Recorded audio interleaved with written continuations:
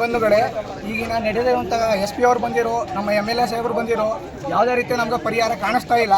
ಹಾಗಾಗಿ ಮುಂದಿನ ಕಾರ್ಯಕ್ರಮವಾಗಿ ನಾವು ಪ್ರತಿಭಟನೆಯನ್ನು ಹಮ್ಮಿಕೊಳ್ತಾ ಇದ್ದೀವಿ. ನಮಗೆ MP ಅವರು ಬರಬೇಕು ಮತ್ತು ಗೃಹ ಸಚಿವರು ಬರಬೇಕು. ಹಾಗಾಗಿ ಅಲ್ಲಿವರೆಗೂ ನಾವು ಪ್ರತಿಭಟನೆ ನಿಲ್ಲಲ್ಲ. ಈ ಊರಲ್ಲಿ ನಡೆದಿರುವಂಥ ಗ್ರಾಮದಲ್ಲಿ ನನ್ನ ಊರಲ್ಲೇ ಲಾಸ್ಟ್ ಆಗಬೇಕು. ಇದು ಇನ್ಯಾವ ವಲಯ ಜಾತಿಗಳಲ್ಲೂ ನಡೀಬಾರ್ದು. ಅದು ಹೆಚ್ಚಾಗಿ ನಡೀತಾ ಇರೋದು ನಮ್ಮ ಚಾಮರಾಜನಗರ ಭಾಗದಲ್ಲಿ ನಡೀತಿದೆ. ಇಲ್ಲಿವರೆಗೂ ನಮ್ಮ SP ಗಳಾಗಿರ್ಬೋದು ಯಾವುದೇ ರೀತಿಯ ಉದಾಹರಣೆಗಳು ಕೊಟ್ಟಿಲ್ಲ. ಇಲ್ಲಿ ಶಿಕ್ಷೆ ಆಗಿರೋದು ನಾವು ಖುದ್ದಾಗಿ ಕೊಟ್ಟಿದ್ದೇವೆ.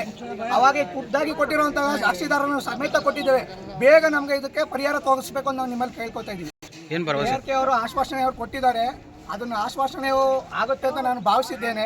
ಹಾಗಾಗಿ ದಯವಿಟ್ಟು ಬೇಗ ಪ್ರೋಸೆಸ್ನ ನಾವು ಬೇಗ ಮಾಡಿಕೊಟ್ಟಾಗ, ಯಾಕಂದರೆ ಇಲ್ಲಿವರೆಗೂ ಅವರು ಹುಡುಕಬೇಕು ಅಂತ ಇತ್ತು.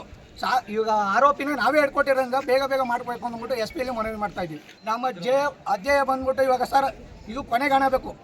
ಈ ಜಿಲ್ಲೆಯಲ್ಲಿ ಮತ್ತೆಲ್ಲೂ ಈ ಥರ ಕಾರ್ಯಕ್ರಮ ಇದೆಲ್ಲೂ ನಡೀಬಾರ್ದು ಮತ್ತು ಅಂಬೇಡ್ಕರ್ ಅವ್ರಿಗೆ ಅಪಮಾನ ಆಗಬಾರ್ದು.